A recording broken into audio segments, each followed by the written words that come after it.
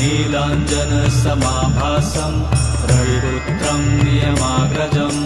छायामार्तण्डसम्भुतं तं नमामि शनैश्चरम् नीलाञ्जनसमाभासं रविपुत्रं नियमाग्रजं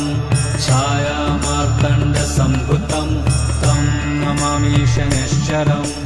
नीलाञ्जनसमाभासं रविपुत्रं नियमाग्रजं छायामार्तण्डसम्भुतं तं नमामि शनैश्चरम् नीलाञ्जनसमाभासं रविपुत्रं नियमाग्रजं छायामार्तण्डसम्भुतं